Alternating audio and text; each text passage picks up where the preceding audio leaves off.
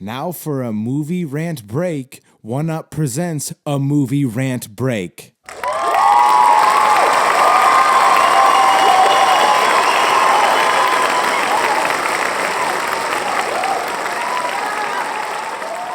What's up, everybody? Welcome to the movie rant break.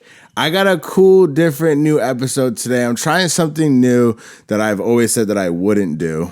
So this guest should be honored that I'm trying this today. Doing a long distance movie review today with a Northwestern Californian editor out here. I got my good friend here, Justin Grimaldo. What the fuck is up? You're welcome. Yeah, thank you very much. The fact that you're even risking this for the biscuit just says a lot about your character, and I'm truly honored to be here, even though you're the one that's an hour late. So very excited about that. Not true. The record show, that's not true. No, I appreciate. I'm stoked, dude. Thank you for asking me, man. I'm excited. I love what you do. You work your ass off, and you're changing it up, which says a lot about you. I'll take it. Thank you. I appreciate it. No, it's like to just talk about this briefly, the long distance thing, it's tough depending on what on the other end people's capacity is to film and like make somewhat of a adequate, or at least what I'm looking for a visual. So I appreciate you making a decent attempt and trying to do this, and maybe it's something I'll do more. It's just always, it can, people want to do the Zoom. Like I've had people like, we could do this, and I'm just like, no, I'm not doing the Zoom call thing. Like that's just not it for me. It's not the vibe I want for the show. I'm not saying I wouldn't, depending on if it was like some, amazing guest. You know what I mean? Maybe I can. Also, I feel amazing now. No, I totally get that point. It's my thing is like if you are in a desolate place and don't really have a lot of people around you, Zoom and all this other stuff that we use for interviewing people is kind of essential, especially if you can't fly them out all of the time, which I'm bummed we didn't get to do that, but that's fine. That's partly my fault and our fault together as a unit. It's our fault. Well, the holiday. We were gonna fly out, but we're just like, fuck it, let's just do this. But we're reviewing one of my favorite movies today. So I'm glad that you're here. I hope you bring the heat as an editor and someone that has good insight on frames, and you've also done other things. Like writing and stuff of that nature. So like definitely not ignorant to lost the shades. You can't keep up with the shades. No, you're good. No, it's just too much. It's just too much. So you have good insight, and I think I wanted someone that could talk a little shop with me with this movie, and it's Tron Legacy with the little sidekicker of Tron, the original. We'll talk about it briefly, but it's mainly an episode reviewing Tron Legacy, one of my favorite movies. So I'm glad you're here for this episode, and I'm really excited to talk about it. I've been waiting to review this movie for years, actually, because it was important to me, and I didn't want to... Just kind of like some of my favorites I've waited, like with Potter series. I just now have started doing that because I knew early on, I don't know if it was intuition or like what. I didn't want to waste those episodes where I felt like I could use them as a catalyst of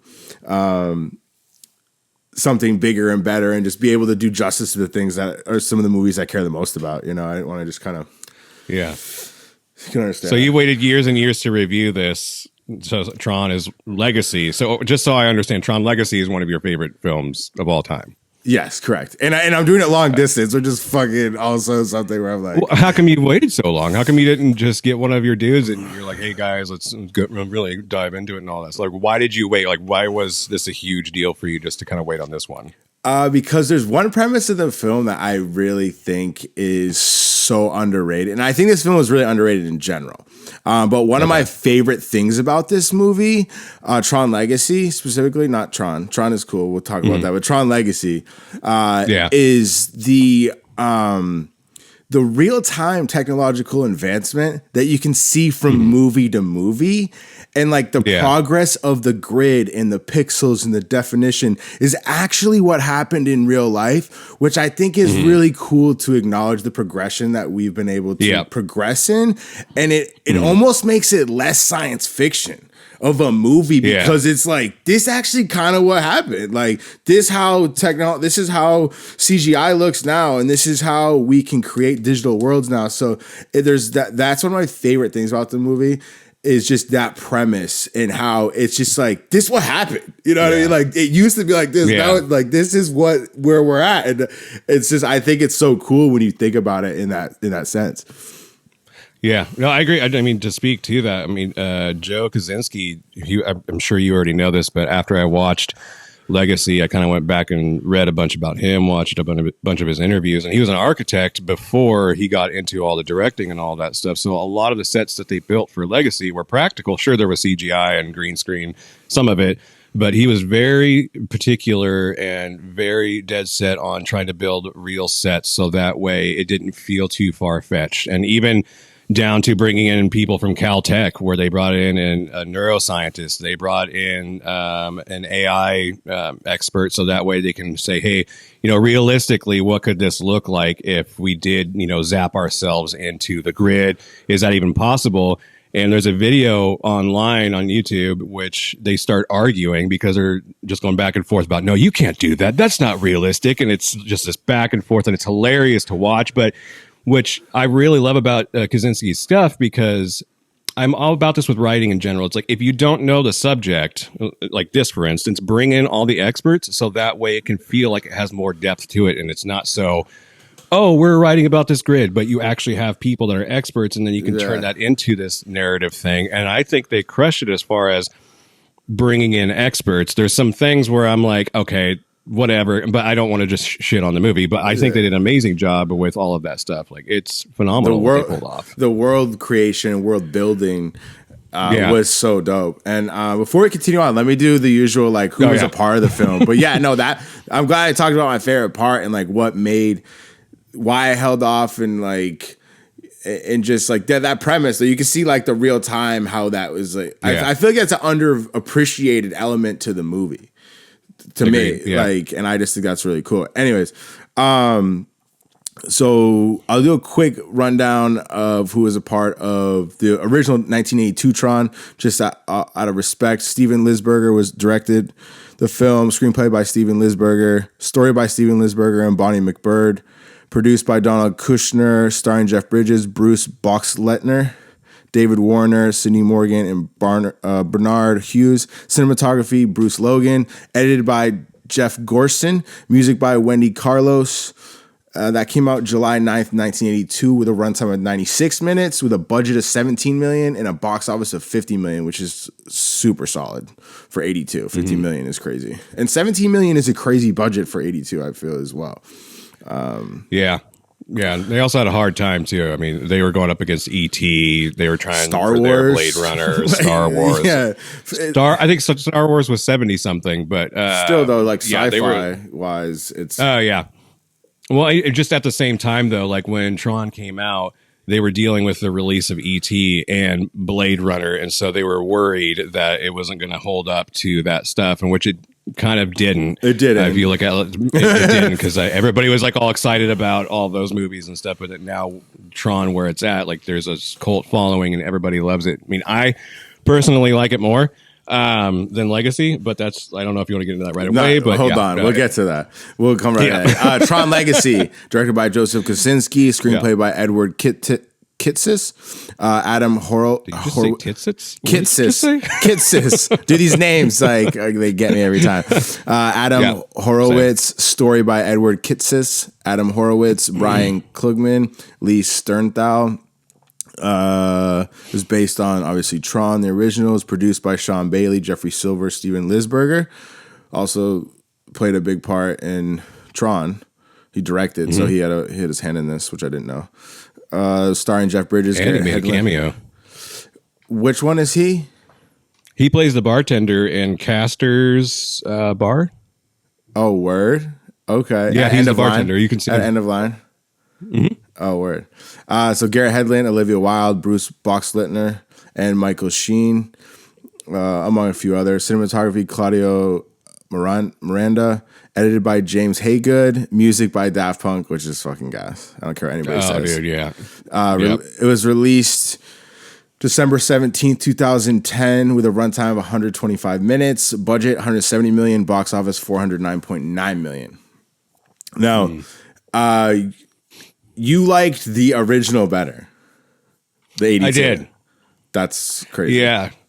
Yeah, I don't know like how you want to get into this, but yeah, so I hadn't seen the first one for a very long time, and then I watched it twice last week, and I just felt that the pacing was more solid. And even though, for what they were doing at the time was absolutely insane because it hadn't been really done before outside of Star Wars, and Disney was in this weird position of what do we do now because they were known for their feel-good movies, all their stuff, and then they were trying to pivot and figure out what do we do now. And Lisberger was like, okay, I've got this idea, and then it stemmed from like a whole graphic design thing. I don't know if you know that whole story about how Tron, actually the character, came into being.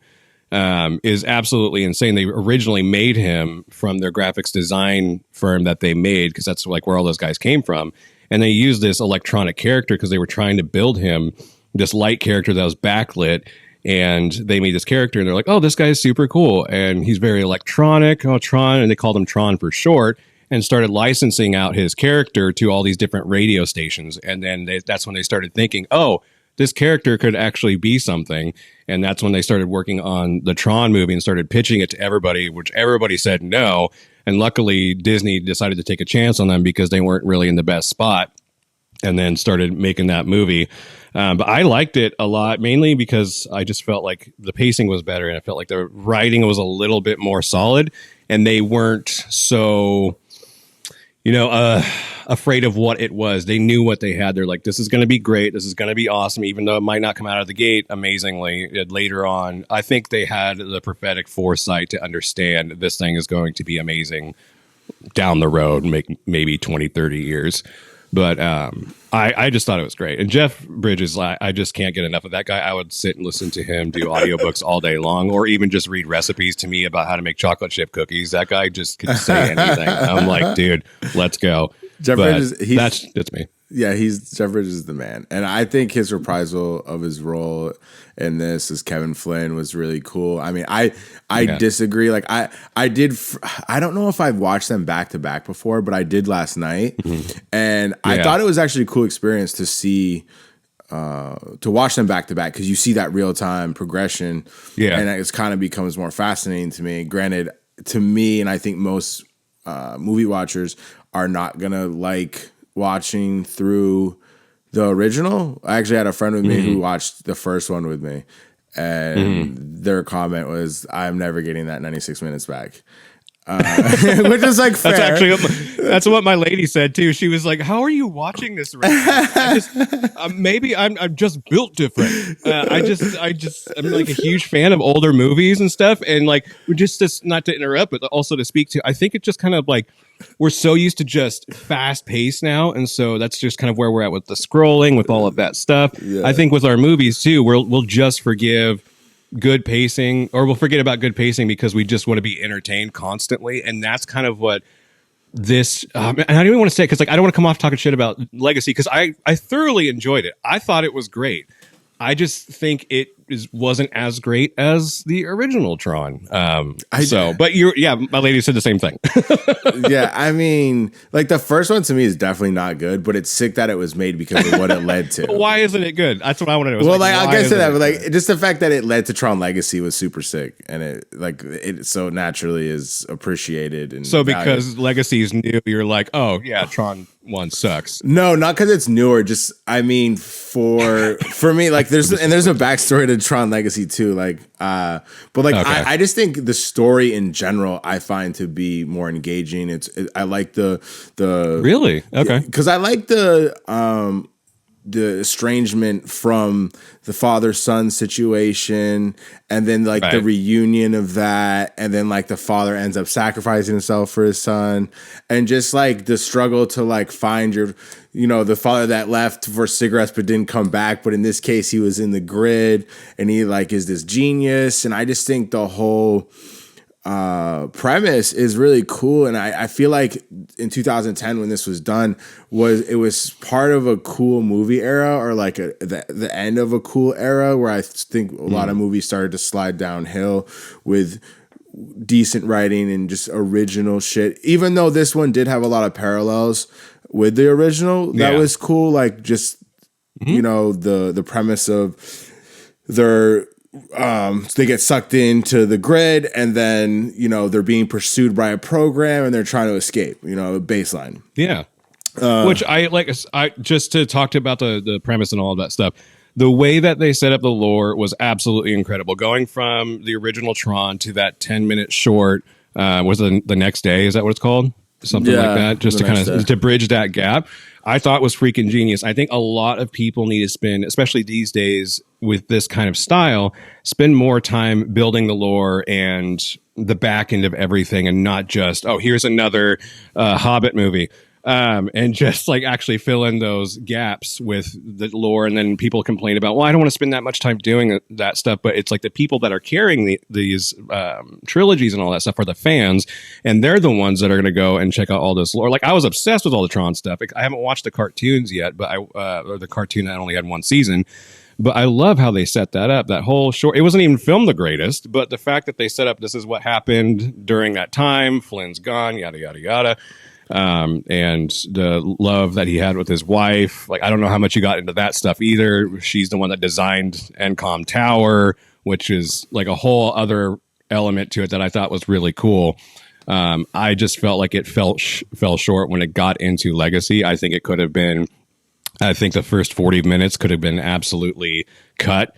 And then because they set all this stuff up with that short, which I know it's hard to get the mass population to go watch stuff like this, but I think if there was good marketing for it, I think it could have dealt with all of that 40-minute exposition that we got in Legacy, cut that out, and then immediately go into Flynn's arcade, and then he's already like, oh, you know, get to the pager stuff immediately rather than all of this stuff. But I don't want to get way too ahead of where we're at, but yeah, there's a lot of stuff there. Well, to touch on what you're saying, like I disagree wholeheartedly. I think the development. Oh, then I'm out. Bye. the development that they did in the beginning, I thought was really cool, and it did catch people up. Granted, the next day thing, you know, the Zack attack, the conspiracy theorists, the things that happened, you know, the Kevin, Flynn lives, like that was cool. It was different. It was a little campy.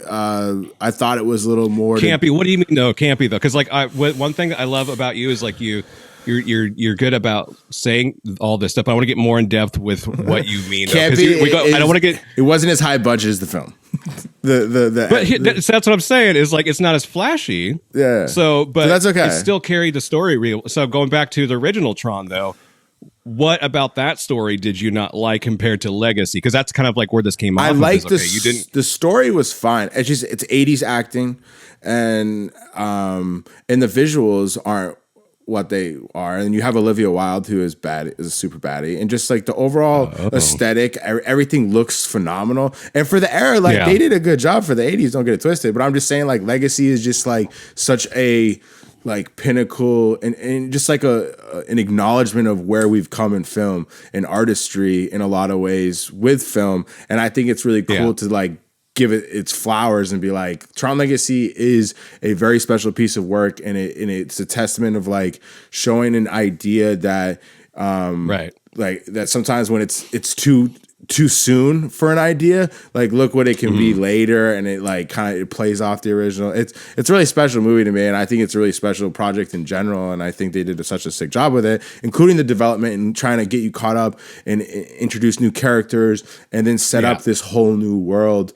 Was really dope. A new fantastic point of view, which that's what I'm saying is like being a filmmaker is kind of difficult with conversations like this, because it's from the visual aspect, night and day difference from the 80s version.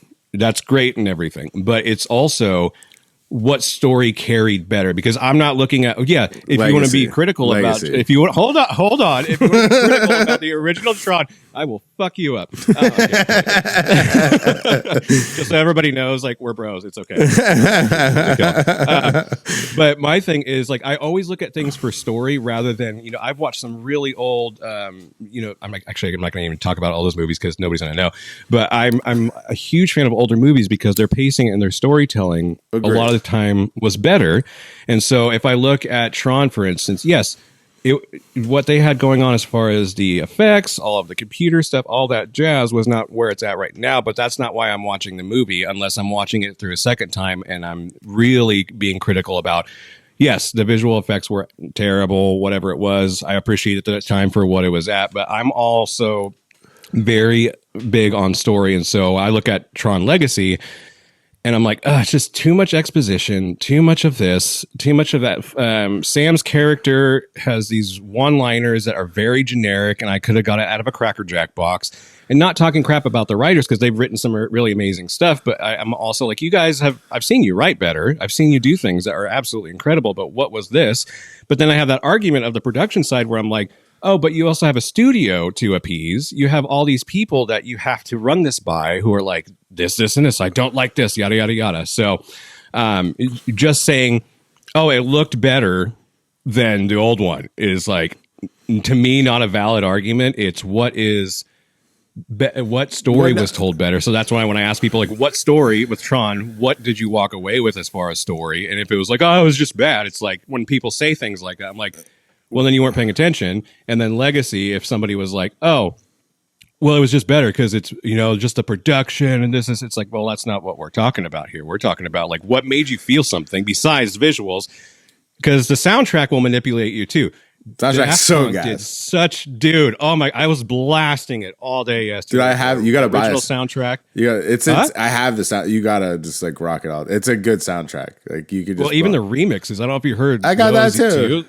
Dude, so good. I was doing my chest workout yesterday. I'm like, oh God, it's so good. It's one of the best scores. Incredible. People shit on Daft Punk sometimes, but, like, Daft Punk, which I don't get, dude. They're incredible. And I think so too. The cameos that they made were dope. Especially, I will say this in Legacy as well, is I love the fact that they switched up the song when they were in the bar. End of line. End of line. So, like, when they were in end of line and the mood was changing, they were just like, oh, we're going to change it to this now. Yeah. Okay, now we're going to change it to this. Like, that was such a cool thing. Yeah, like when that movie. Dude, like, one of my favorite parts in the movie is when Cora and Kevin Flynn are at his crib. Mm-hmm. And he's like, what is the fucking line? I wrote it down. Let me see. I don't want to misquote it. Oh, you're good. Oh, where is it? Notes are great. Where'd I put that note? If I need to grab my guitar and start singing. He's like, Cora, he's like, get the light. What does he call it? The light. I must have what'd I do with this shit? I'm pissed. I'm pissed right now. That's okay. Yeah, the light runner. He's like, get the light runner ready. Cora, we're going downtown. Like, that shit's so gas. And then they fucking clip to the end of a line club. And then it's just Daft Punk. It's just super fucking swagged out. And I think in general, this movie, I've been saying, is underrated. And it just has low-key a ton of swag. Like, from the outfits and, like, the ninja-like fighting, especially with Rinsler/Tron. Like, he's a sick ninja. To, like, which that was awesome. I knew it was Tron from the very beginning, but I thought that was so kick-ass. Like, his whole character, I thought was fantastic. Right. And then the light jets, the light jet fighting sequence, absolutely phenomenal. The light cycle racing is sick. Just like the designs and architecture of the grid is really dope. And obviously, agreed. Like, not to mention, like, Olivia Wilde is in her prime. And Garrett Hedlund, like, handled the fuck out of that movie. You could shit on his one-liners, but it's really? Like, he's like, I think what did it for you though? No, like, no. Before you were like, he has these one-liners, but you have to remember, like, he's kind of like an intolerant dude. Like, he's really at wit's end. He's very irritable. So he just like quippy and just like fuck you all the time, which I like, and I think it made him like charismatic because you kind of empathized with his bullshit in the midst of trying to like find his father. Finally does, and yeah, he's super sick. And then, the line was "Prepare the light runner, Cora. We're going downtown." I found it, but I think I quoted it somewhat right. But yeah, the swagger of the movie, like Clue chilling in the beginning when he's overseeing the games, like that sequence, he's just super like the Dawn type shit, just gangster shit. And then,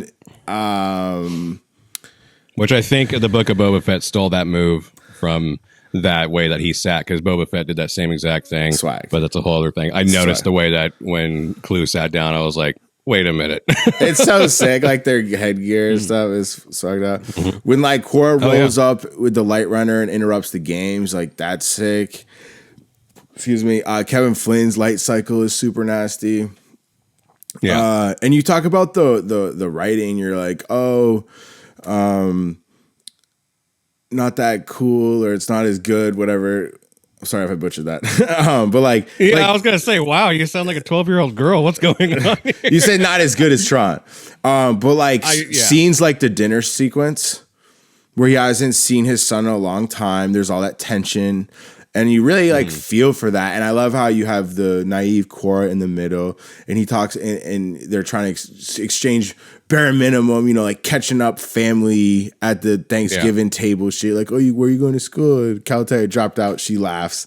And like, it's not funny, but it's funny to see this. And then just that whole like scene, I think is really powerful and cool. And then to like see the way that both characters react to like the answers of one another, and you see Cora kind of like empathize with Sam, and I think that writing sequence is really powerful and cool. And like there's there's a bunch of one-liners. I didn't write them all down, but like one thing that I like that really kind of the sentiment of it is really powerful and special to me, because I'm a simple guy and I like just the simple, profound observation of things at times. For instance, when she's like, "What's the sun like?" And he's like, "I've never had to describe that before." And it was just like a really cool. They end it with her seeing the sun. Yeah, and just like when he's trying to describe the sun was really cool. And then like in that same dialogue, because at the dinner sequence, Sam mentions he's got a rescue dog, Marv. And then so Cora in that sequence on the Solar Sailor is like, "I guess you could call me a rescue," when Kevin rescued her, and I just think that's all like good writing. And you could shit on it and say that you didn't like the exposition and the development of things, but like I think there was a payoff towards the latter end of the film, and you really got to know who the characters were, and you really felt for them. And I don't know. You said it right there. That's it right there. So that's what I'm saying is, so I'm not saying that there aren't good points throughout the film. What I'm saying is we spent a little over 40 minutes to get to where there was actual development. I think that's appropriate. That's when their characters, but why? So that you do have that empathy and care for the characters. I think you just said with modern day cinema, they rush through stuff, and this actually took the time to develop characters. And you're saying you don't like that, but I thought that's the element that you do like in movies, when the pacing. And I'm saying with my thing with that is I think they spent way too much time with setting up what they already set up, especially if you watched. And it might be because I watched the short, but I felt like that handled it extremely well.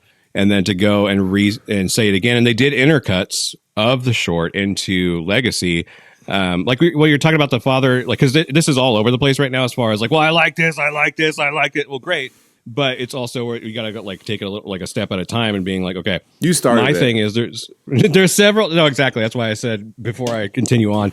My thing is I like it when.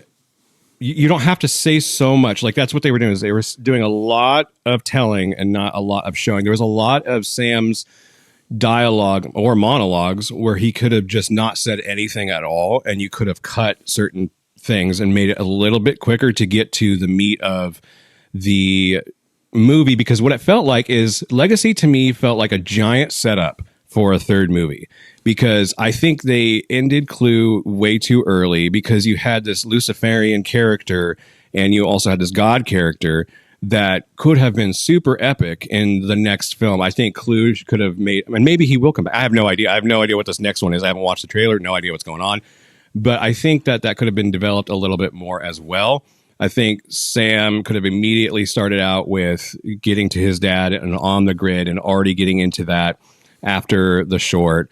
And again, not saying like the father-son thing. I get that. I love that. That dinner scene, I absolutely agree with you. It was really cool. And I love the callback to Caltech because of who was on the movie, helping, theorize what could actually happen and stuff. I thought that was great. I just think that, honestly, I'm going to stick to what I was saying. I think they could have chopped out a lot. I mean, sometimes I think when people feel that way that do understand film, it's because of lack of interest of lore. Because I find myself sometimes... Oh, but I was all up in the lore, bro. Okay, well, see, I took that lore out to a dinner. Well, I don't know that. Because I disagree wholeheartedly. I think it's one of the better paced films, especially if you're comparing to like nowadays. It's like when you find a film that's paced properly, you're like, oh my God, engrossed. Because you're like, wait, what's happening? This is not what we've been conditioned to watch the past half a decade or whatever it is. But right. No, I mean, you're entitled to your opinion. Like this is one of my favorite movies. Like I wholeheartedly disagree. I think the pacing of it and development of the film is super on point. And yeah, it does set up for a third one. And we'll get into this whole eras thing later, but I don't think it's the sequel they were trying to lead up to, but no. But from what I've to the lore part there, like you're talking about lore is, I did a huge deep dive yesterday in all the lore, and actually the day before, just kind of reading through all of this stuff. And apparently, I think, is it Ares or Ares? Potato. Whatever. I heard and read several articles that it was supposedly it has nothing to do with the Flynn story anymore. It's its own separate thing now. Like it's just a different grid, possibly. I don't know. Like, don't quote me on that because I have no idea. But as far as like the pacing and stuff of Legacy, I think that, you're right. Yeah, obviously we're going to have our own opinions. I'm okay with it not being a Disney, Marvel, fast paced, like it's got to cut every 5 seconds. It's got to just keep going, like with all these flashy everything. And I'm not talking about set design, all that stuff, or shitting on any of that stuff, because they did a phenomenal job. Like they took these suits and they had to figure out, these people still have to move. We still have to figure out how are they going to do that? How are they going to fight? I forgot the costume designer's name, but they were talking about how they had to put the battery in the back and all of this stuff. And it's like a foam rubber type style. So that way they can move. Like none of that I am talking about. Cause like, again, coming from the production standpoint, I appreciate all of that stuff. I'm just coming at it from like a storyteller end of everything. And I'm not saying I have the world's best opinion, and obviously you disagree, you're going to, because because you're wrong. But also I think it's funny because I whispered that I was right. I whispered that I was, oh, you did? Okay, sorry. That's so funny. It's just not my, like, I was highly entertained. I am absolutely highly entertained by Legacy. I would not go back and watch it a bunch of times. I think that it's gonna. I think what's going to end up happening is it's going to build another cult following.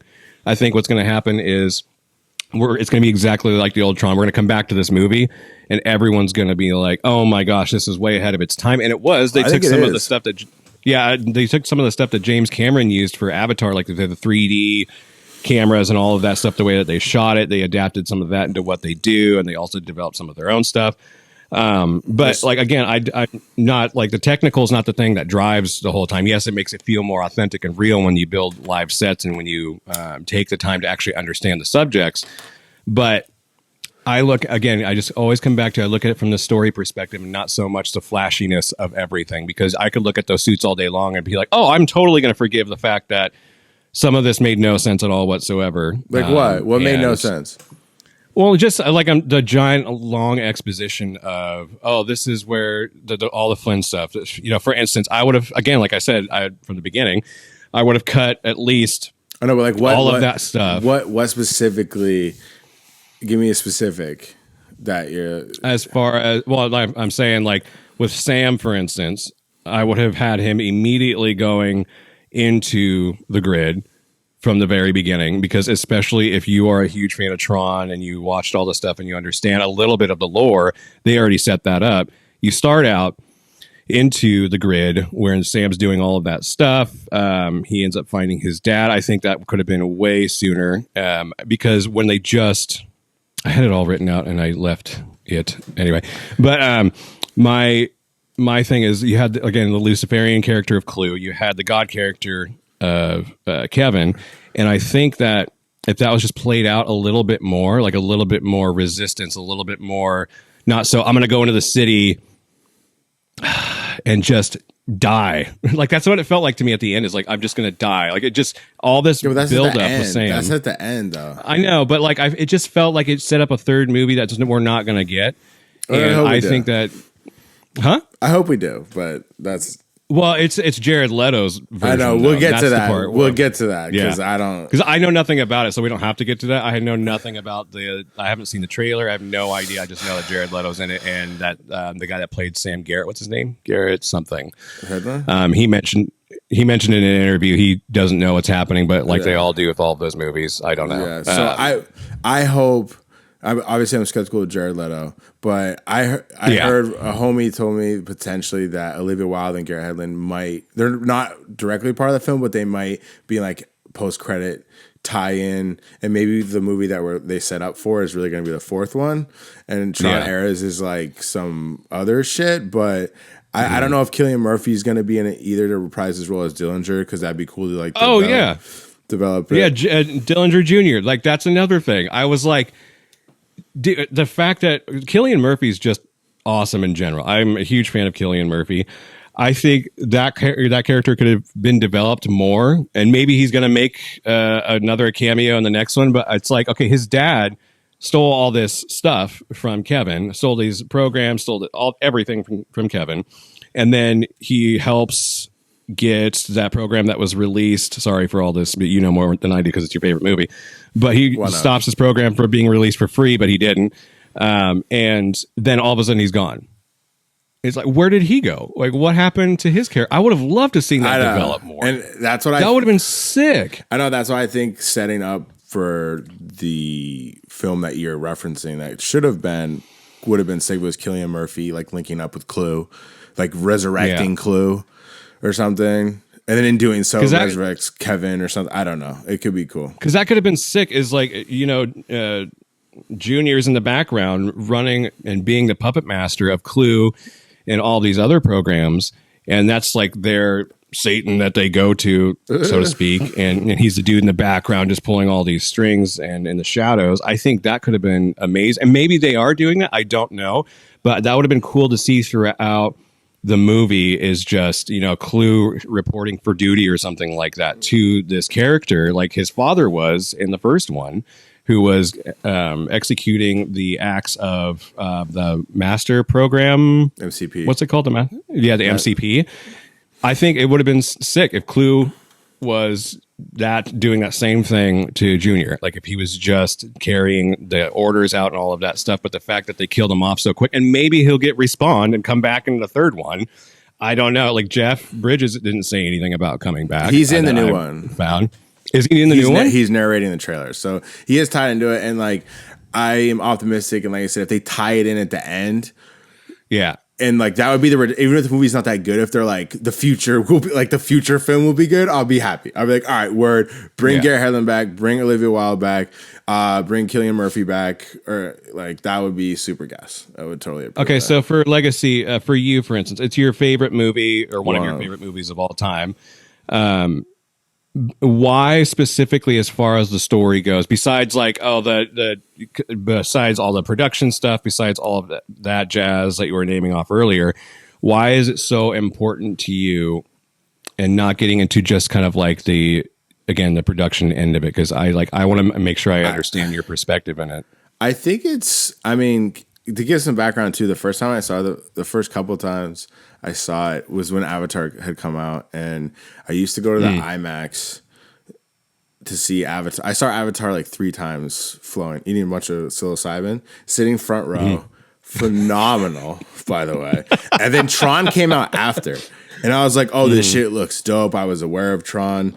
And then, so naturally, that was the successor that went into the IMAX. And then I saw Tron Legacy twice front row in the IMAX.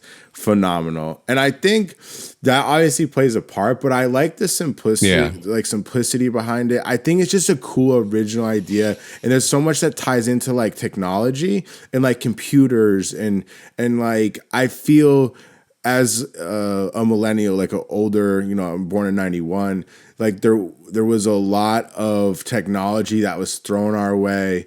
And I just think this is just kind of like one of those moments in movies that I watched at 18 and was like, this is the shit I'm talking about. Like, this is how you do a movie. Like, and I think it was just like one of those like films that I had seen that I just thought, top to bottom, like obviously visually appealing, was sick to flow and just like get lost in this world that was created. And like I said, the real time progression of the technology was really fascinating to me. And I just thought in general, it's just like a fun movie. The action's kind of cool, the ninjas, and like there's some baddies in it. It's just like cool and it's different. I think that's my answer. Like, I just think it's dope. Like, it's just a cool movie. Like, sometimes people get all which there's nothing wrong with at all. It's like if it made you feel like, that's my thing is that's why I have a hard time with like movie critic podcasts and all that stuff, because if it made you feel something, then forget what I say. Who cares? And like you're really good about that in general already. It's like, well, I disagree. I don't care. Great, amazing.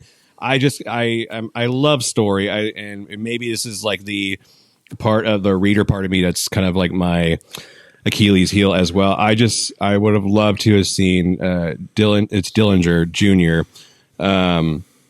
If he played just more of a background character, like because he leaves the boardroom and we never see him again. But if he was just in the background pulling strings and we cut to him occasionally and we just have Clue reporting to him, and because then you have that's the battle like a history. That's to me, it's not too much. That adds like for me personally, because this is my thing, not yours, because you love the way that you love it, and which is amazing, and I love you and you're great. I'm loving it. But my thing is, I have actually a Michael McDonald thing back there. I would have loved to have seen Dillinger Jr. just be this character that's defending his father after, because it's a sequel. It would have been cool to continue that story, and then Clue could have come into the third one and just really wreaked havoc and really be that real Satan character, that Luciferian character, even more so, because maybe at the end of Legacy, Kevin could have been like, all right, I'm going to take out Dillinger Jr., or maybe the juniors could have gotten together and duked it out together at the end of the movie or something like that. I think that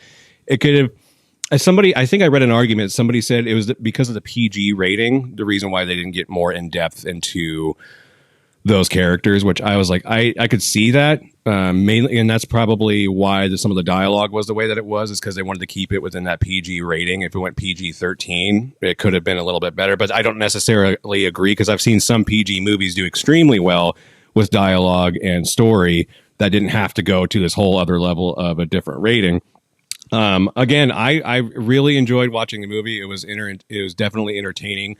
And just from the production standpoint, like everything you said is absolutely correct. I love the fact that in most of the lighting structures where they were walking, those were 10 feet off the ground, and they were like lighting them up from underneath. Like a lot of it was practical and stuff. That's the artistry that I absolutely love. And that's the stuff that is fantastic, but that's never going to make me love a movie more than the story, because that's the whole point of a movie, is to make you feel something. And if you felt something absolutely fantastic, and I'm not going to agree with you and try to sway you, because that's not what this is about, I just wasn't the biggest fan. I felt more from the first movie. I felt more connected to the first movie than I did the second movie. I thought, again, Sam was kind of whiny, and I get wanting to have that's crazy, and I get like wanting to have a relationship with your dad and all of that stuff. I felt like it could have been developed a little bit better. Again, the writers, not talking crap, because I've seen them do other stuff that was great.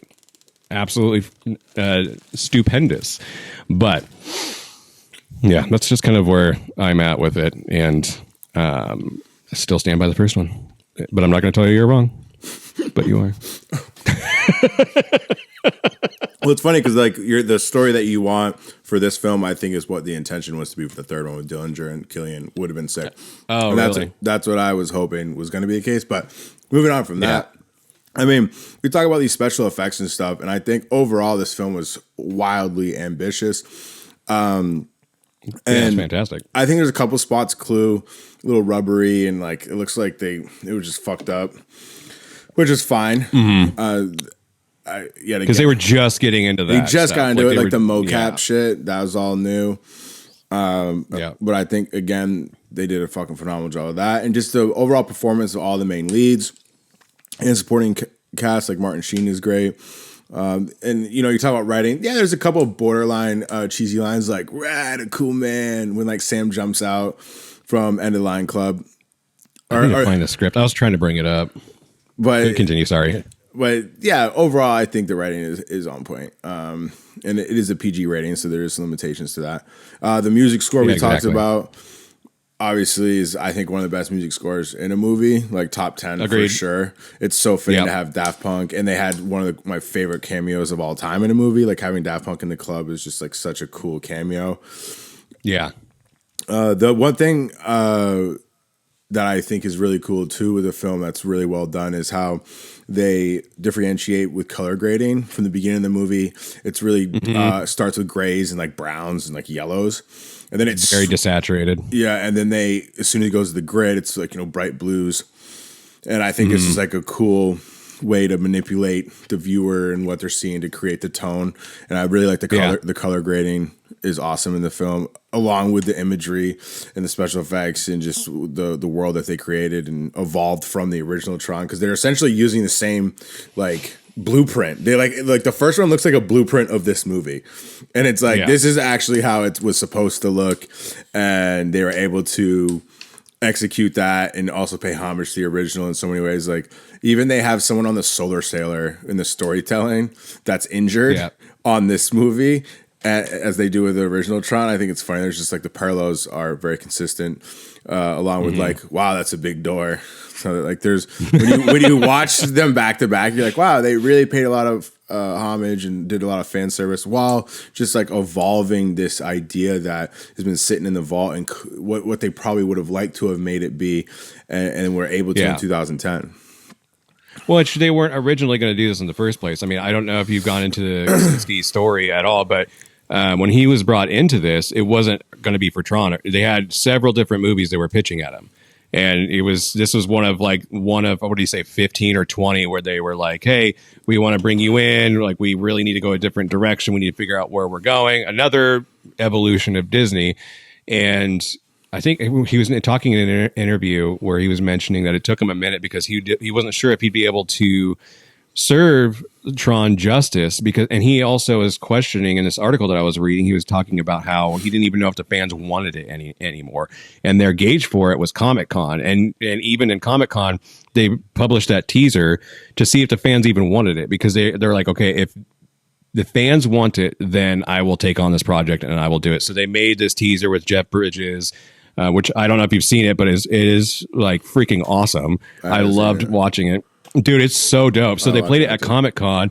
Everyone freaks the fuck out, and they're like so stoked about it. So Joe Kosinski was like, okay, this is the green light. We're going to do this. And then so from my understanding, they went back to Comic-Con in the middle of filming Legacy. So when they do the battle, as I'm choking on my own spit, when they're doing that battle, it's actually the 7,000 attendees from Comic-Con yelling everything. When they're yelling all the names, or they're yelling like disc battle, this. That's literally all the Comic-Con people. Like, he directed them right there. There's a video on YouTube where you can see him where he's like, well, I've never directed an audience like this before, but here we go. And he just starts letting them know, like, if they need to be louder, he's just directing them to be louder. So it's like, that's the stuff that I love, because like you're mentioning, you know, all this stuff was kind of revolutionary at the time. It was 2010, actually probably earlier when they were filming it, a couple of years earlier. So it's like they were doing so many cool things, and they were so adamant about, they wanted things to be practical. They wanted to involve people. They listened to their audience as well, which I will say is a huge bonus. The fact that Joe Kosinski was like that. He's like, if the people want it, then I will make it, which a lot of people these days, I think need to take from that example and ask the audience, like, hey, what do you guys even want? Like, rather than just shoveling trash at you all the time, like, what do you guys want? Because then people are like, oh, well, don't read the comments. Well, don't do this. It's like, well, if the general populace is like, hey, we don't like this thing, we want this, and it's the higher percentage, you might need to listen to your audience. So the fact that he goes to Comic-Con and asks the nerds, hey, guys, we do this thing. Do you want it? Here's a teaser. And then everybody freaks out. Then they do it. That's awesome. I mean, that's how I think how it should be. And especially at the scale that these studios are at, they shouldn't just be thinking that they have all the best ideas or like know what everybody wants. Sometimes you have to get a consensus. But I mean, like, even when I first saw that it was releasing, I was stoked. And I wasn't even that big of a Tron fan. Like, I thought it was cool, but like, this just made me super Tron fan. And then I have an affinity towards the original because it allowed for, like I said, this one to come to fruition. And I use the word revolutionary, and I think that is what I think this film was, despite its being undervalued and what have you. But I mean, like the light jet battle, that shit was so sick. Dude, and on mushrooms, it's amazing. Were you on shrooms last night? No, I was not. I don't do shrooms. So I don't know if you do shrooms or you smoke them or you eat them. I have no idea what you do. I don't do drugs, so I have no idea. You eat them. Sometimes you can drink them depending if you use lemon juice to soak in them. Sometimes people use tea. Can you saute them as well or no? You don't want to cook them. No. Okay. I also put them in capsules. And then I think the capsules with the lemon juice and eating raw ones, and it gets you like real. And is that what you did with your first pass with Legacy? Is you on shrooms, or was it? Oh, I used to put them on McDoubles. That was what I used to like whole mushrooms, and we'd put more than, because I wasn't weighing them, so it'd be like we go to McDonald's, pick up the McDoubles, and then we put on mushrooms, and we drive like 35 minutes to the theater. And like by the time we got to the theater, because where the IMAX was, they were starting to set in, and you'd like sit down, then the movie starts, and you're like, whew. Yeah. Let's go. That's awesome. Avatar was gnarly too. Yeah, like one time I remember I was watching Avatar. This is before I saw Tron. The Avatar one, I think it was like the second or third time I had seen it. Because I went to go see Tron Legacy a third time, and it went out of the IMAX, and Green Hornet was in there. And I went in with Green Hornet. Oh, I forgot about that movie. I regretted it. I should have just went to the regular 3D theater, but that's a different story. But anyway, so I remember the second or third time I saw Avatar, and we were with a couple girls too. I don't think we told them that we were taking them, me and my buddy.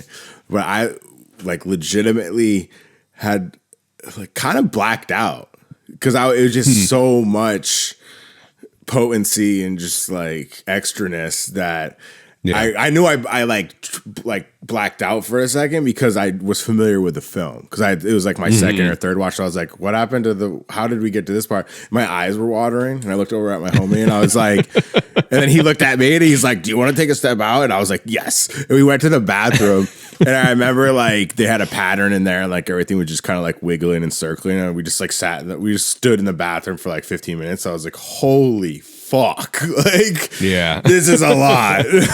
But anyway, so oh my god. Yo, I do have some like shit to talk about the film. Like actual shit, or is this like not shit and you're gonna just sing high praises about it because it's one of your favorite movies of all time? Okay, so when Korra lets herself get captured, that's retarded. That doesn't make any sense. Oh, even if she's super naive, but like it just like, even if she is naive, it was just like a dumb part of the story. Like she doesn't. I'm sorry, go ahead. No, it's just that was dumb. Like, I'll admit that. Yeah, but she's like, go. And she's like, she's taking herself out of the equation. Like, it just was super counter to, it was bad, I thought. Well, because then you ask yourself, what did that actually do? Nothing. Then you watched her get captured. It's just like, every time that scene's on, I'm like, it's dumb. It reminds me of, because her whole character, like, I get, because she's learning from Flynn. She's learning all, like, how to be his apprentice and all of this stuff. And being his apprentice, at what point did you learn, oh, you know what? I'm going to just like nonsensically throw myself into the situation. Yeah. Like, what was that? You're learning how to like run civilizations and all of this stuff. And it's like, the moment to be Jesus Christ was not that. That's like not your die on a cross moment. She got a fail on that class. Like he's like, that's not what I meant, bitch. Like, that's not it. It's like, what are you doing? Like, do you think? So this is a question I have. Okay, so Cora obviously is into Sam. She's like, she's giving him the eye. She's like, I want to hit that. Did she sleep with Kevin Flynn? Dude, okay. Yeah, so I got, like, I was watching it with my lady, and we both kind of got those vibes because it was, but it's also, like, I had to really think about it because a lot of the stuff that we see these days sets it up like that. But, like, when you think about Jeff Bridges, I don't think, because that's kind of a grooming situation. I don't think that he would have done that because of, like, to a point, but then she's like, to a point. Then he'd be like, she ready. Well, yeah, because I got those vibes at first, and I'm like, but also, like, when you look at your creator, just going into, like, religion and all of that stuff is like, when you look to your creator, you're in awe of them. So then I try to change that perspective because a lot of, like, what we see these days is a lot of those situations in movies where it's like a will they, won't they sexual tension kind of situation. So I definitely felt that. I don't think that they did. I think it was more so she was just so in awe of this guy that she was just willing to serve him in whatever capacity. And you could even take that and run with that. I just said, I just realized myself here. But, like, also, I just think that she was just in awe of this guy. Like, he literally, like, because think about it, he created this entire world from nothing. And you're a part of his creation. Well, kind of, because they just showed up out of nowhere. Yeah. But it was like, I don't think so. But also at the same time, like, I don't know. So, I don't know. Yeah, no, I feel like... What do you think? Do you think that they did? I don't know, because at first, the first, 10 times I've seen it, I don't think I really thought about it. But the last couple times I watched it, because I watched it flowing, like, couple months back. Like on a heavy, like super heavy dose, where like the film is coming out of the TV. People are thinking I'm a degenerate, but like, yeah, no, it's sick. Oh, so you're like intimately involved with this movie. Yes, You've had some experiences. And wow, there's a lot of movies like that. I was intimately involved with the King Kong movie I just watched. I told you about. I was very intimate with King Kong. I know. I said that, pause. The Peter Jackson one the other day. I told you I watched that shit, and I was like, the capsules and the lemon juice. It was lit. The movie, like, it'll come out of the screen like a good foot, and then like it like expands. It's weird. The colors kind of have like shadows. It's intense. But anyways, so the last couple times I watched it, I was like, I feel like she might have. But then it's like one of those things, like you said, with the God complex, is like, is she trying to fuck God or you fuck Jesus? Is she trying Jesus? You know, like, because Sam is like Jesus, so she's like, I mean, like, I don't know. So it was a thought, because that's the whole thing right there, though. That's what I was talking about. Like Clue being the Luciferian character, like he betrays his father and starts to create his own world. It's literally just like God and Satan going at it, and then yes, you have Sam, who's your Jesus. If we're going down this route. It's like, for instance, with you, if you saw God right now, would you be like, hey, bro, let's bone? Or would you just be like, oh my God, like you're like childlike? Because like in the Bible, like not preaching, I'm just saying, in the Bible, it talks about having childlike wonder and all of this stuff. And so her character is very much so childish, and to a point where I'm like, okay, you're not that dumb. You're supposed to be the super being and all of that stuff. Like, you don't have to be so kiddie the entire time. So I think it was more so just an awe thing. I think the creation was looking to the creator and being like, oh, man, this is crazy. Like this moment that I'm having with you, or how many moments they had together. I don't know how many years they spent 20, together. No, 30. Like 20. He disappeared in... It was like 28? Was it 82? No, 85. It was 82. No, 82 is the first movie. So like, I think it was like 87 or something. So I think it was like 89. It was 89. So yeah, it was like 30 years. I could be wrong. It's in chat. Let us know if we're wrong. It's like 30 years. So like, he was in that motherfucker 30 years. They fucked. 30 years, they fucked. But then would that do something for your opinion for his character, though? Like, he creates all of this stuff. Like, yeah, homie gets lonely. We all do. Like, yeah, I'm sure he had those thoughts. But do you think, honestly, in your heart of hearts, in your heart of heart-ons, that he would have done that with his creation? Do you honestly think that he would do that? Because then you're... Go ahead. That's like the cure for everything. He's like fucking the cure for everything. Maybe he had too much guilt to it. I mean, he has the powers that like they don't fully expand on what his capacity of like abilities are. He could maybe like make a little fucked all. I don't know. I mean, it's Kevin Flynn. I don't know. I don't know either.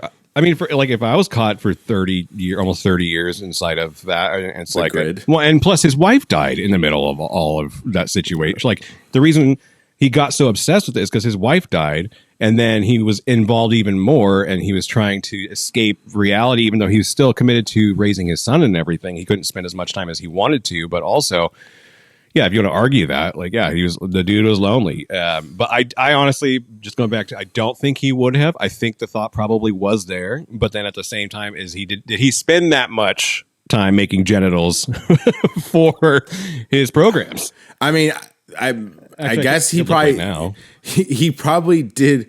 Oh, how dare you? How dare you? There's nothing there. Nothing there.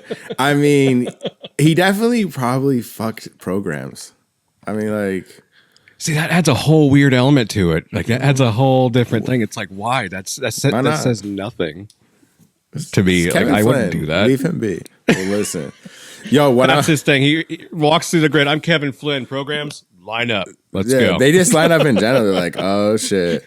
No, that's dope. Okay, so one part that I always laugh at, it's so fucking hilarious to me, when they dip out of end of line from the elevator, crashes. Cora's injured and she's laying there.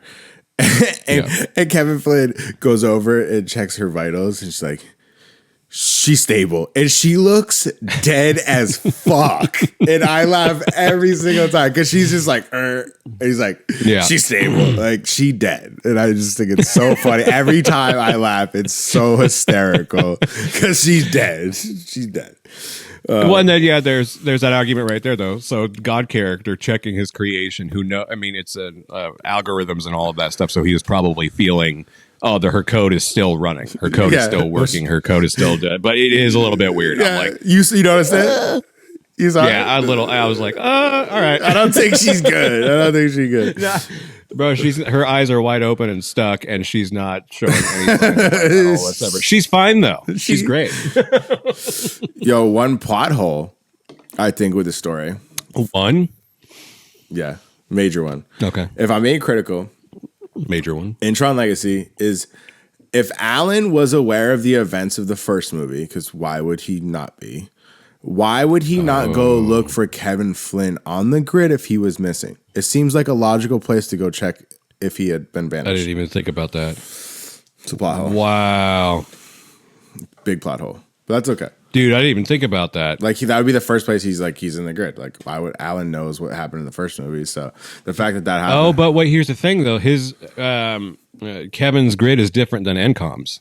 So maybe he didn't know that Kevin made a separate one and didn't understand that, but then also at the same time is like, okay, if he did make a separate one and he was going in and out of his grid, wouldn't he have left those settings open when you open his desk computer?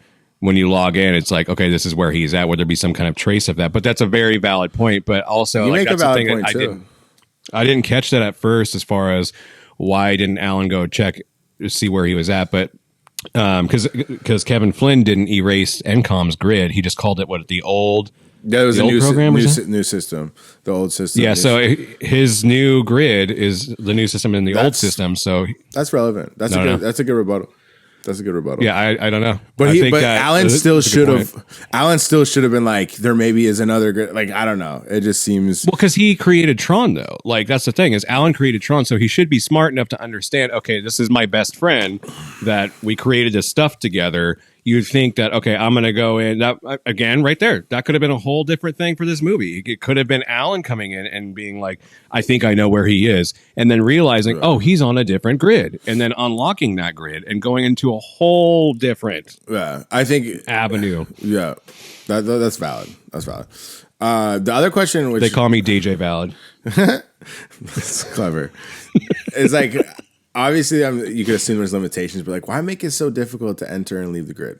Like, the portal only opens for 8 hours. I would naturally make that my focus to try to make it so it's not just 8 hours because of the potential issue that you run into where you'd be trapped, especially if people don't know the whereabouts of your grid that you've created privately.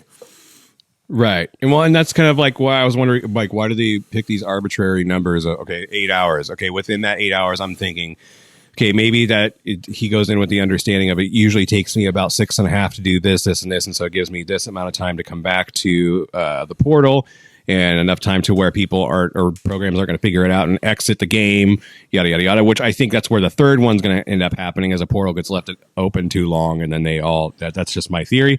But I think that, I don't know. I don't know why. Like, you think you'd have a fail safe or just have a button. Like, why didn't Kevin Flynn make a button where it was like, okay, open. Closed. Yeah. It seems not genius at all. Yeah, which for somebody that's super genius that created all these amazing things with this AI and stuff, why didn't you create a fail-safe button? Like, because that's a huge plot hole right there. Why didn't you do that? Because you knew limitations. You're going to get locked in. There's limitations to this technology, and that's what you have to have conflict too, as well. You have to have conflict in your writing. So you're done. Yeah. So you hadn't seen these movies before. I hadn't seen the first Tron. I watched years ago with my dad, and I didn't watch it just because I didn't watch it since because it was just like a thing that I had with my dad. He passed a while ago, and it was just like I didn't want to revisit. You know what I mean? Like I didn't want to revisit those feelings. Because it was like something that we had together. And then so that's a nostalgia for you. Like that movie. Is. So that's why maybe that one you like a little better. Yeah, but I don't let nostalgia blind me. But I know I do understand that things can trigger. Well, we'll talk about that privately. I understand. I'm kidding. No, I'm an open book. I understand that things do trigger, emotional responses and all of that stuff. But when I watched it, like, I'm really good about separating my emotions or my critical thinking when I go into a movie. Like, whenever I watch a movie, for instance, with Legacy, I just came into it with, I'm watching story. I don't care about all the practical effects or any of that stuff.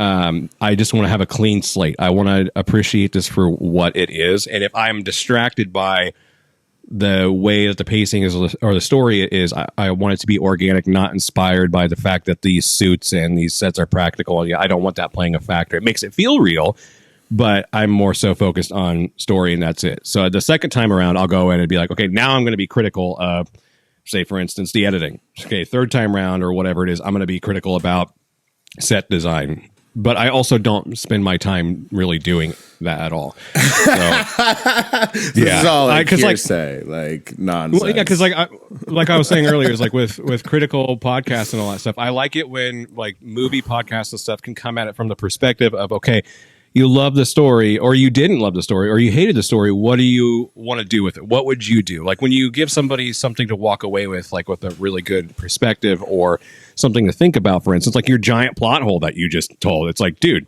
yeah, where was that? Like, why wasn't that thought about? Like, I just don't go into movies thinking like, how can I shit on this thing? There's one guy on Instagram that does that, where he's got like thousands of followers and it's rage bait all the time. Like he went off on Fantastic Four and was like, it was just complete dog shit. All it was shit. And somebody asked him like, what was shit about it?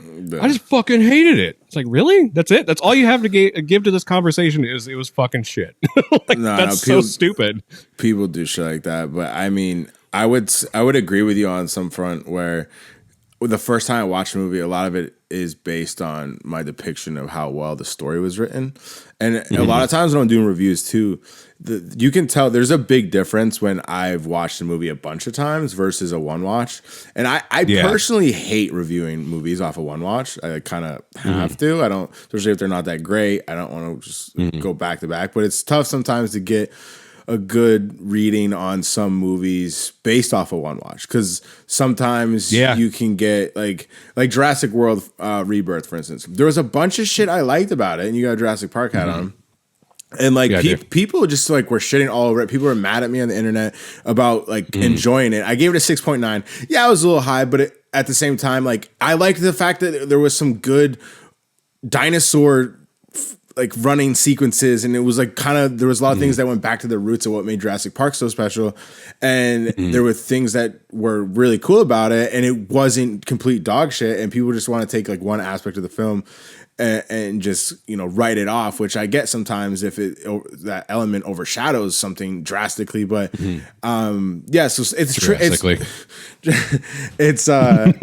it's tough with one watches though, because like I went actually saw Jurassic World Rebirth was one of the first movies in a long time that I actually went to theaters twice, because I wanted to see. I wanted to see, like, it was a good, popcorn movie, just hang out. It was a little rough on the second watch because I just had seen it like 3 weeks prior, but I wanted to see the T-Rex scene and the river because that scene was fucking sick. And like when a movie does a really good scene, it does a lot for me where I'm like, that scene was so dope, and it can kind of carry it for a segment of the movie. But when I review movies like this or ones that I've seen a bunch of times, it's definitely a different review and a different perspective because I've had the opportunity to really fine tooth comb it, so to speak, rather than just like trying to get everything I can off the one watch. But yeah. Yeah, because I that's why I try to watch multiple times because with movies, there's so many hidden things. You don't get everything on a single watch, and that's why, for instance, what was it, The Matrix? When I first watched that movie, I watched it so many times, and there's always something new. There's always something that I missed before, or maybe I'm just stupid and I don't see that stuff. But there's just always something with movies where it's like, oh, the first time around I didn't even notice that. Oh, the first time around I'm gonna go watch this again. Legacy, because again, like I was saying earlier, I was very entertained by it. It was definitely entertaining. It's not my favorite movie of all time.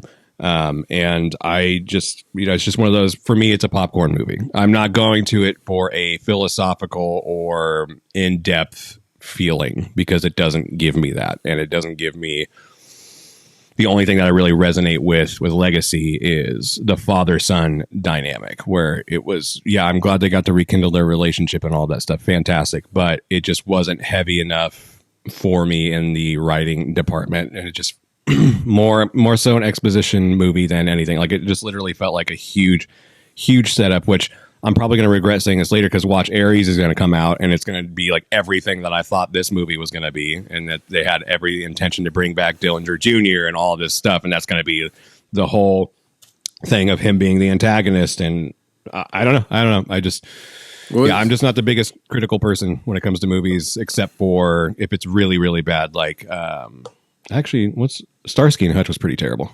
But, with Ben Stiller. I haven't seen it in a long time. I have seen it before. But what did you what was the best thing about Tron Legacy to you? To me, because it was your first time seeing it, and that's why I thought it was cool to review this movie with you because you hadn't seen it before. So like, what was like the biggest takeaway? It was like, I think for me, just symbolically, when Kevin Flynn absorbed or resorbed or whatever that word is, Clue. Like that was a cool moment where he was just like, I'm pulling my creation back and we're done with this. Yeah, like this is powerful. Over. It like that was his it is finished moment. Like that was his, I think that was probably my favorite part because, coming back down to, yes, that was an awesome part where he sacrificed himself for his son to continue the legacy, because that's when Sam decided, okay, you know what? I'm going to go back and not be such a douchebag and take my father's company back. I'm going to make Alan in a position where he's going to thrive. We're going to make this what it should be. We're giving it back to the people. Fantastic, like Kevin's dream originally was. I think it was great. So that was probably my favorite part, was that, for sure. That's good. That's a sick part. And there's a lot of that, like, family, like, love and just love in general and what you do for love. So I thought that was, like, powerful in the sense in some of the scenes, that one specifically. What about you? What was, like, a huge favorite part for you, besides the dinner scene? I mean, that's not even, like, a favorite. Like, my one of, like I said, one of my favorite, there's so many, but, like I told you, Cora, we're going downtown, like, that part's sick, and then it clips to the club with the Daft Punk cameos. I'm like, when Clue first, you see him like on the couch, like that shit's badass. One of my favorite parts too is when Sam Flynn is in the real world and he's on his bike, and then Daft Punk drops that sick like sick EDM joint. It's like goes so hard. Which I want to say on that real quick. Like, I think they brought back the synthwave stuff. Everybody's like talking about how Stranger Things brought back like the 80s nostalgia. I'm like, no, Daft Punk did, especially in watching Legacy now, like, and kind of researching, like, oh, they brought in the synth wave, the dubstep style stuff into films in the 2000s. It wasn't, I don't think it was Stranger Things at all. And I could be wrong about, there could be another movie where it did that, but Daft Punk crushed. Yeah, that's absolutely crushed that soundtrack. Yeah, the score is ridiculous. The worst thing, I mean, pretty much you don't like some of the development in the film. Like it's just too slow. It's not slow. So slow, I have no problem with. Like a Godfather, I could sit and watch it all day long. The Irishman, never. I tried, but that was like holy. You want to talk about exposition and dude, The Irishman. I nothing against Scorsese, and I'm sorry. I'm hoping my friends don't see this because some of them work with that people. I'm like, it was just like way too. Anyway, yeah, it was just too much. I just think that. Sorry, what was the question? Repeat it. I don't want to dig myself in a hole. You were about the worst thing. Oh, the worst thing. I don't even want to say the worst thing. I just think that if the writers were, if that fell short, because like if the writers were given the freedom that I hope one day writers can have, I think it would have been a little bit different because they even in interviews they were talking about how they were trying to, how can we make this work with the first one, but we don't do too much with back or front loading it with stuff. Like they even admitted to it. They were even talking about we didn't want to just overbear with too much of this, and that's why they made the short. Part of the reason why. The worst thing though, getting rid of Michael Sheen, right? He's like way too quick. I loved that character. Like even that character, he was like the Merovingian of Tron. I think that he could have been so, because I just love him in general. Such a great actor. Yeah, he's sick. I mean, the thing with like Tron and the whole world of Tron, you can reload a program. Like it's not like in a typical movie where like they resurrect. This is like you just reload the program. So like, and it wouldn't piss me off and be like, that makes sense. You know? Well, after friggin' Kevin Flynn's giant orgasm where he destroyed everything, it's like, did he destroy everything? Or did he just put it on pause? Yo, that's crazy. When he was like, yeah, that shit's lit. You said that was your favorite part. It is. I'm just saying like, how much of that was actually being erased or just restarting. That's crazy. That's funny. Oh shit. Yo, you know Nine Inch Nails is doing the new score for Tron Eras? No, I didn't know that. Bro. Oh wow. Nine Inch Nails are gonna crush it, dude. I can't wait to hear that. That was the first thing I actually heard of Tron Eras, like their release trailer or teaser trailer.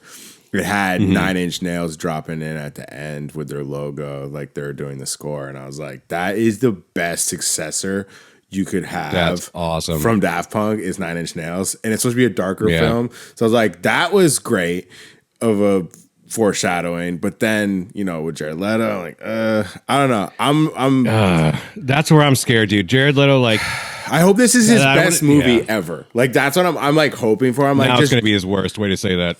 I mean, I did, and if he fucks up, dude, like I will be talking so much shit and be like, fuck you, Jared Leto. If he fucks up, I want you to quit your podcast.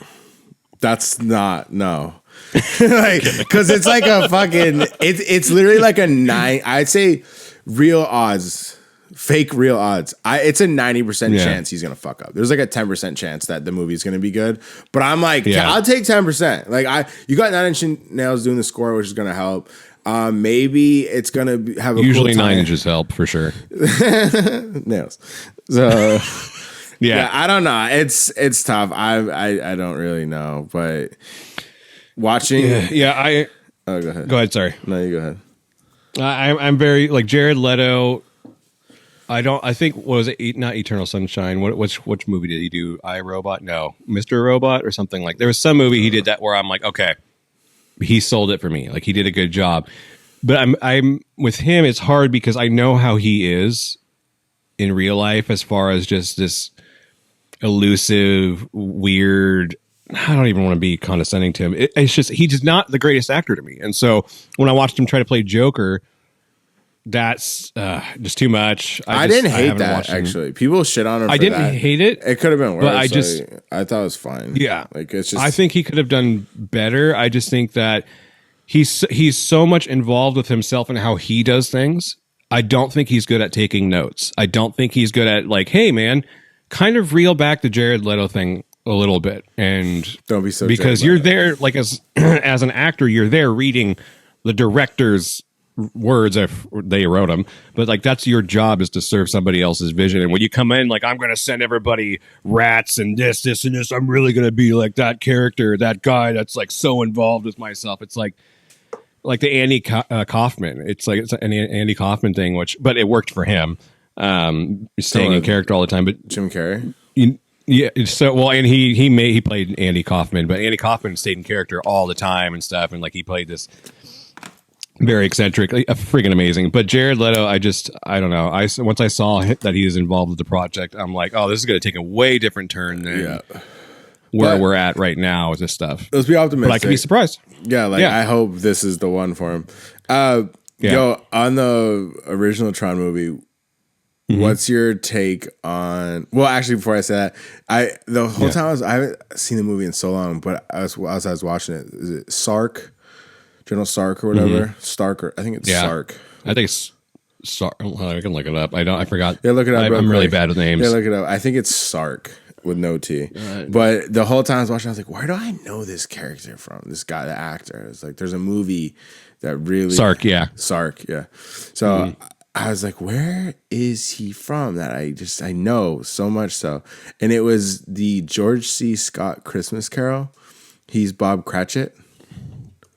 I have never seen that. Oh shit! Yeah, he's Bob Cratchit, and it's okay. I'll have to look that up. Oh my god, you never seen the George C. Scott Christmas Carol? No. Are you Jewish? Dude, I was homeschooled. We didn't grow up on stuff for a while. I'm just now getting the things I should have watched decades ago. This year, I'll give you some Christmas movies. I got a good Christmas stash. Like I got you on that. George C. Scott Christmas Carol's classic, and it's probably like top 10 best Christmas films. Really? Yeah, okay. I got like, I did an episode like that, but I deleted it because I didn't expand the way I wanted. But like I had the top 10. Anyways, it was in there if not mistaken. But yeah, no, he's Bob Cratchit. But what did you think of Dumont in Tron? Because he was like the Jabba Hutt of cyberspace. That I don't know. That threw me off a little bit. Like I don't know what it was. I think it was just the way the costume was. Just like the weird, like I don't know. It just felt weird. It felt like a gun turret with a face. It was just like this weird thing. Dumont. Yeah, I was like, I was not the. Not even not. It was just weird for me. I got it. It was fine. It was nothing to write home about. But yeah, it was a little off-putting for some reason. I think just the costume like threw it off. I don't know. I felt like I had to take a shower afterwards for some reason. I don't know why I got that feeling when I watched him. I was like, why do I feel like I need to go take a shower all of a sudden? This guy's just like, yeah. Anyway. He's the Jabba Hutt of cyberspace. He is. Yeah. Yep. Absolutely is. The helmets that they all were wearing look like old school hockey helmets. I thought they were. They probably were. Weren't they? Yeah, I think they were, and they just like decked them out. And then they had like ultimate frisbee battles. I was like, this is like they definitely used frisbees as that's where froth came from. Froth, frisbee golf. Whoops, my screen just went away. Yeah, no, it's okay.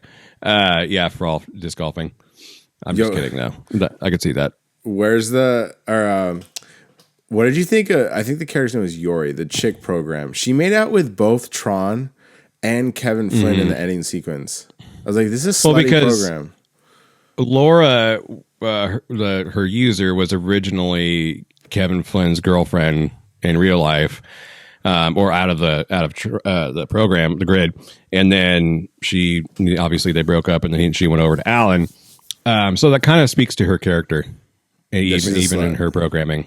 Yeah, well, because she even in the grid, she knew, oh, I have this attachment to Kevin Flynn.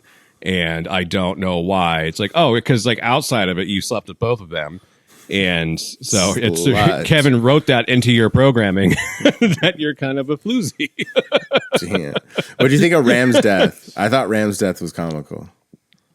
Yeah, I did too. Yeah, I agree with you on that one. Yes. I don't have anything to expand on that one. I agree. That's fine.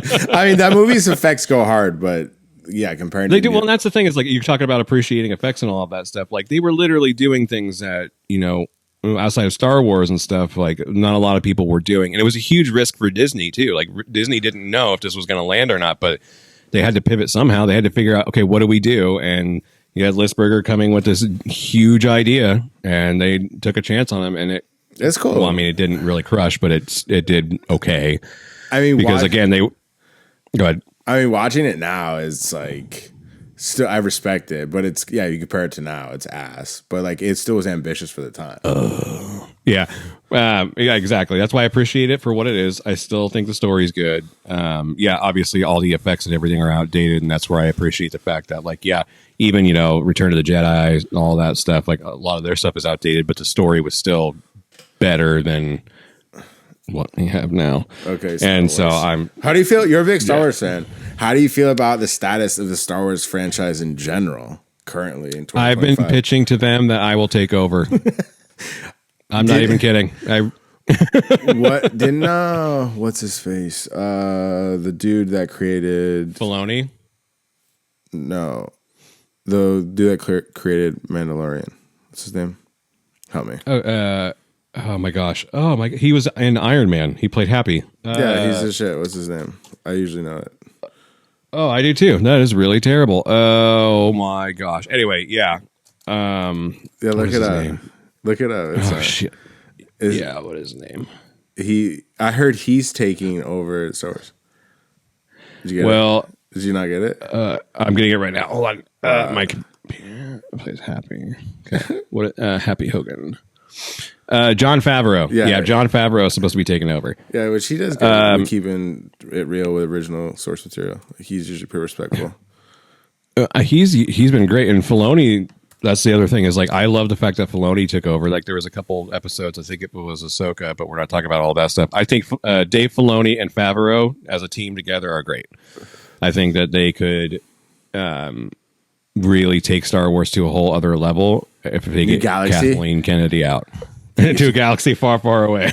Dude, I used to really like Star Wars. Not like the way I do Potter, or like something. It wasn't like my favorite, but I love the lore. Like I like Sith and Jedi. I think it's dope. And I could go on about that stuff. Oh yeah, no doubt. I mean, like, shout out to KOTOR and Knights of the Old Republic video games; those are dope. But anyways, the fact that it's where it's at, I'm so over. Like, Star Wars is. I don't. If a new movie came out, I wouldn't watch it, which is crazy to say. I still watch them just because of my allegiance to Star Wars, and my heart gets broken almost every time. Like, for instance, with the Book of Boba Fett.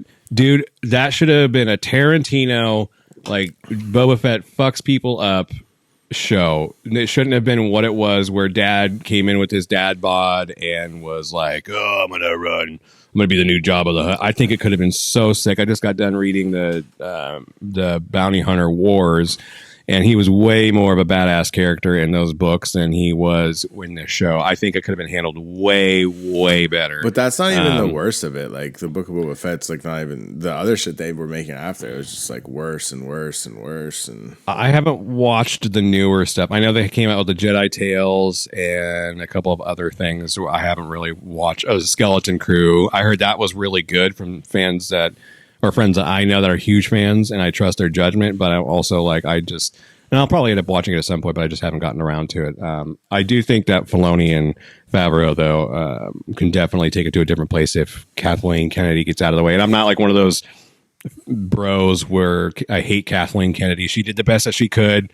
She tried to go a direction that she thought would be beneficial for the entire fan base. Didn't really land, except for Mandalorian. Mandalorian, I was a big fan of.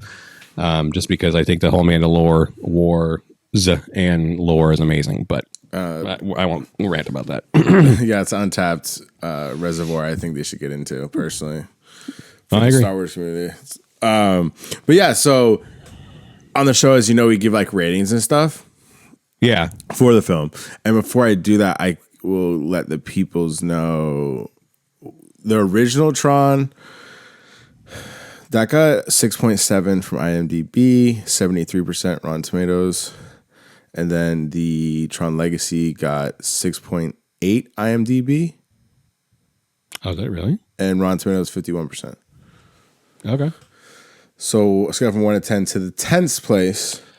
What would you give Tron Legacy? Oh, I hate doing this, but I'll do it for you. Wow. Yeah, I hate doing this, but 5. Tron Legacy is a 5. Yeah. What do you give Tron? You're gonna laugh in my freaking face. I'm so excited about this. I would honestly give it an 8. I'm not laughing.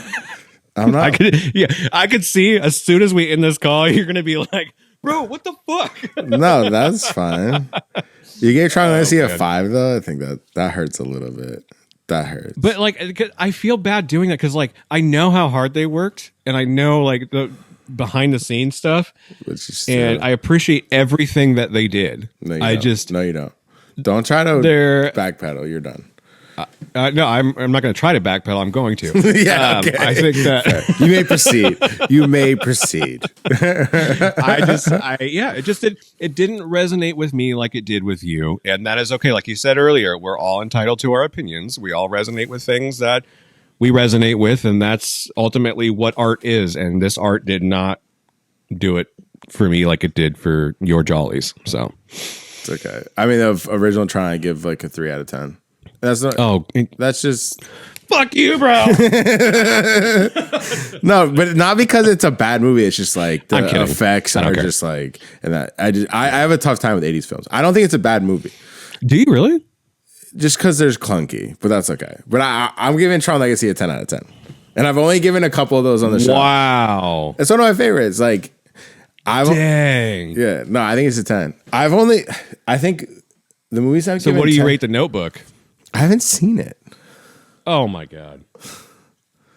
But like another 10 I gave was The Mask.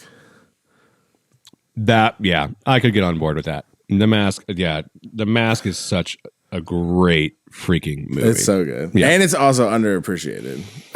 As I think of this one too. But yeah, it's one of my favorites. It's in the top 10 for me. Yeah, so it's a 10. I think it's phenomenal. Like I said, I think there's not. Yeah, some of the effects could be a little better. Some of the dialogue could be a little cleaned up, but like it's like as good as it gets. I can give shit like my thing. Like going back to like not to story preach like I do all the time, but I can forgive really bad effects if the story lands really well. I can forgive really crappy looking Governor Tarkin. I feel all that stuff. I can forgive that. Story comes first. Always. Yeah, like Jurassic Park even. I love the Jurassic Park movie. Freaking love it. Yes, there are some things that are absolutely horrendous, but as far as like the visual effects go, but the story crushed it. And so I like all day, like when I see people like, when that's all they base a movie on is visual effects and they don't even address the story. It's like, dude, the story could have been absolutely amazing, and you're having this opinion about like, oh, well, the effects suck. Well, it didn't look real. It's like, but did the story land? Did you feel anything, or did you just watch it to be a douchebag? Because that's my thing. Is like, I just don't like it when people do that. Is pay attention to the story. If it was great, it was great. Who fucking cares about the visual effects aspect of it? I agree. Tron Legacy has a better story to me than the original Tron, like without a doubt. It's okay to be wrong and swim in your sea of wrongness, man. And I still appreciate you for who you are. I'm in the skies of righteous and rightness. You can sit on your throne of lies. That's okay. That's fine. 5 is a little lower than I would have like kind of a little offended, but it's okay. Like I thought you hit it with like a 5 point something. Like a 5 is like this. Okay, I'll give it a 5 3/4. I feel like you're doing it for the wrong reasons, so we're leaving it at a 5. How dare you? Okay. No, I stick to what I said. Well, that's fine. So do you want to like? Is there some projects or anything you want to shed some light on, or like tell people to say what's up somewhere? Do you give a plug? No, not necessarily. I'm just here to hang out with you, dude. I don't really care about all that stuff. I don't have anything I can really talk about anyway. So, well, if there is some stuff, I'll have it in the description. I appreciate you getting on the show, dude. I think it was decent despite your disapproval. But it was decent despite my disapproval. Oh, I'm going to remember that one now. Hold on. I'm taking notes about how to plan your demise. Let's see. There we go. All right. Perfect. Awesome. Okay, cool.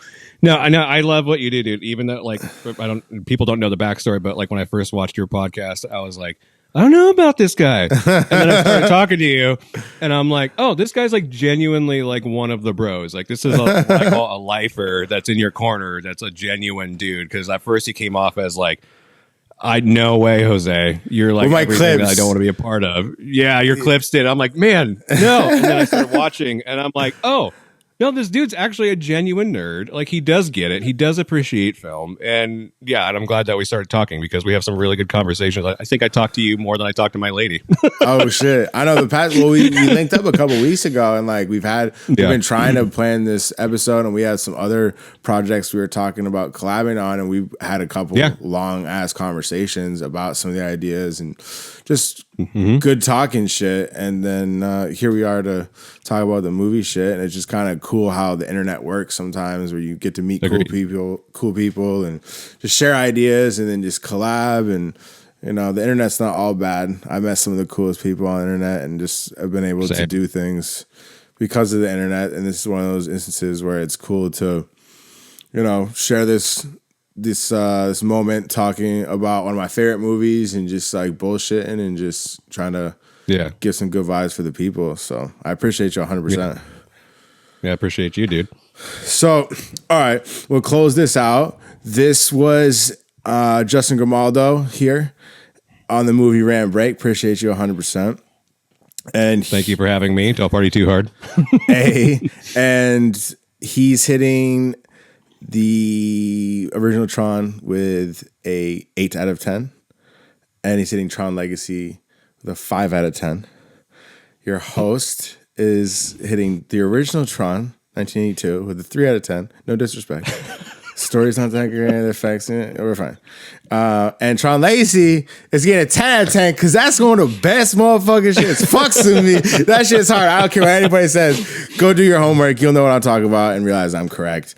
And I think that does it for everybody over here at the Movie Rant Break. I appreciate everybody. Love y'all. And I will check you next episode. Deuces.